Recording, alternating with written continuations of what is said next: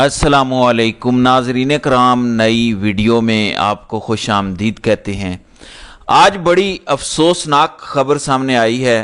तीरा वैली में हमला होता है। ये हमला जेट तैयारों से किया जाता है और वहाँ पे 20 से ज़ायद इनोसेंट सिविलियंस को कत्ल कर दिया जाता है, उन्हें शहीद कर दिया जाता है, जिसमें बच्चे और औरतें भी शामिल हैं। अब ग्रुप्स में व्हाट्सएप किया गया है कि the truth behind Tirah exposing the खारजीज वेब ऑफ लाइज, यानी खारजी झूठ बोल रहे हैं।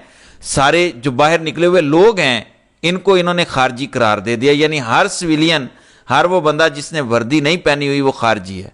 बिल्कुल उसी तरह हर वो बंदा जो सेहूनी नहीं है वो दहशत गर्द है। फलस्तीन के अंदर यही बयानिया इसराइल की जानिब से बेचा जाता है और यही यहाँ पे बेचा जा रहा है। यहाँ पे बाकायदा अकाउंट्स चल रहे हैं जिसमें कहा जाता है कि अगर आपने दहशत गर्दों को अपने घर में पनाह दी है जो कि पाकिस्तानी फौज को टारगेट करते हैं, तो फिर जो सारे मारे जा रहे हैं इस घर में वो सब खारजी हैं, सब दहशत गर्द हैं, कोई भी इनोसेंट नहीं है, कोई भी मासूम नहीं है।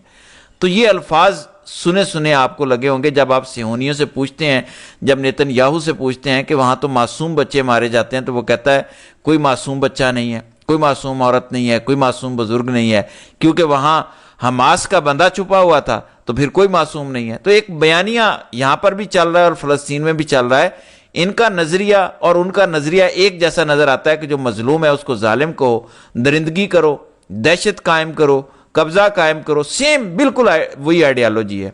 इमरान खान ने 2 ट्वीट्स किए थे हालिया दिनों में दहशत गर्दी के खिलाफ सो कॉल्ड ऑपरेशन के हवाले से। वो लिखते हैं कि जब ऑपरेशन होता है ऐसा बेहंगम किस्म का ऑपरेशन जिसमें अपने ही लोग मारे जाते हैं, फौज भी अपनी ही मारी जा रही होती है, पुलिस भी अपनी मारी जा रही होती है और सिविलियंस भी अपने मारे जा रहे हैं।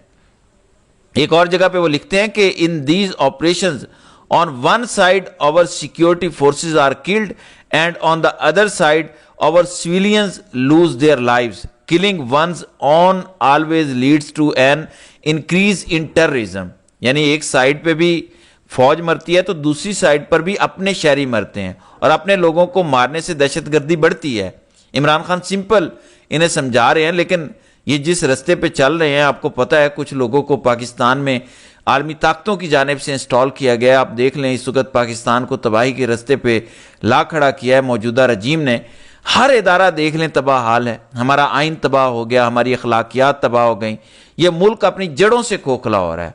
इन्होंने इदारे को वो नुकसान पहुंचाया है जो पाकिस्तान के सारे बैरूनी दुश्मन मिल के ना पहुंचा सकते।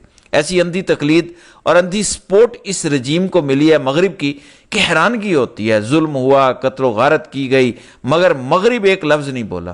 पूरा इलेक्शन चोरी कर लिया गया। ऐसी चोरी, नंगी चोरी दुनिया की तारीख में नहीं हुई जैसी इन्होंने की है, मगर कोई बोला ही नहीं, चूं तक नहीं की। कॉमनवेल्थ की रिपोर्ट भी लीक हुई, वो जारी नहीं कर रहे। यूरोपीय यूनियन ने अपनी रिपोर्ट दबाई हुई है, जारी नहीं कर रहे।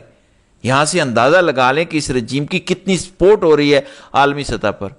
आलमी न्यू वर्ल्ड आर्डर के रास्ते में जो भी रुकावट होगा उसे हटा दिया जाएगा। खान का रजीम इसी तरह चेंज किया गया है, जो मौजूद वही रहेगा जो आलमी एजेंडे के साथ है या उनका लाया हुआ है। ये कोई कॉन्स्पिरेसी थ्योरीज नहीं है। दुनिया बहुत तेजी से बदलने जा रही है, हालात बड़े खराब होने जा रहे हैं दुनिया में, तो ऐसे में हर जगह एक मोहरा लाया गया। बहरहाल अब इन्हीं मोहरों में से बैरिस्टर गौर ने क्या कहा है ये जरा सुने। मिशन नूर का भी मनसूबा लॉन्च किया गया, इस पर पीटीआई क्या कहती है? पार्टी सतह पर इस मिशन नूर को सपोर्ट किया नहीं, मिशन नूर का तो हमारा मिशन नूर जो जिस तरह लोगों ने उठाया है, पता नहीं किसने ये शोशा छोड़ा और कहाँ से चला, कहाँ ये खत्म हुआ। मिशन नूर के साथ नहीं अदरवाइज, लेकिन पार्टी ने कभी उसका तो अनाउंस नहीं किया था कि मिशन नूर भी कोई चीज है। और इवेंचुअली जब अजान वाली बात आई है तो वो भी उन्होंने नाम भी चेंज कर लिया था, लेकिन इसका मिशन नूर की पार्टी ने कभी अनाउंस नहीं किया था। बहुत शुक्रिया, thank you sir. Thank you जी। आपने सुन लिया, अल्फाज पे गौर करें। अगर सिर्फ ये कह देते ना कि जिन्होंने किया है उनकी कोशिश है लेकिन इसका पार्टी से ताल्लुक नहीं है, पार्टी ने नहीं किया तो ठीक है, लेकिन आपने देखा कि क्या कहा कि पता नहीं किसने ये शोशा छोड़ दिया मिशन नूर का। दूसरी तरफ एस्टेब्लिशमेंट के एक इंतहाई जबरदस्त असासे ने पोस्ट की है। एक तरफ गंडापुर की एक जिम्मेदारी है, इमरान खान हर मीटिंग में कहते हैं कि तुमने ऑपरेशन के बारे में बात करनी है। देखें, कोई भी गंडापुर से ये नहीं कह रहा कि तुम इस मार्शलाई दौर में फिजिकली ऑपरेशन रोक के दिखाओ, कोई कर भी नहीं सकता, रोक भी नहीं सकता, लेकिन आप लोग इसकी सहूलतकारी कर रहे हैं, ये आपका जुर्म है। आपके तर्जुमान ये कहते फिर रहे हैं कि कोई ऑपरेशन नहीं हो रहा, जबकि जेट तैयारे वहीं पे जाते हैं जहां पे ऑपरेशन हो रहा होता है। تو گنڈاپور اب صورتحال یہ ہے کہ عوام یہ ڈیمانڈ کر رہی ہے کہ اس جانی نقصان کی جو ہوا ہے، جو قتل ہوئے ہیں، اس کی FIR بادشاہ سلامت اور گنڈاپور دونوں پر ہونی چاہیے۔ کرنے والا اور سہولت کار دونوں ذمہ دار ہوتے ہیں۔ آپ اگر یہ کہتے ہیں کہ ہم آپریشن کے خلاف ہیں، کرنے والے کر رہے ہیں، لیکن ہم خلاف ہیں، یہ کافی تھا۔ آپ لوگ مکمل ان کا ساتھ دے رہے ہیں۔ اب 27 کا جلسہ ہے، یہ آپ کے پاس فائنل چانس ہے، اعلان برات کریں اس آپریشن سے، بتائیں کہ آپریشن چل رہا ہے لیکن ہم اس کے ساتھ نہیں ہیں۔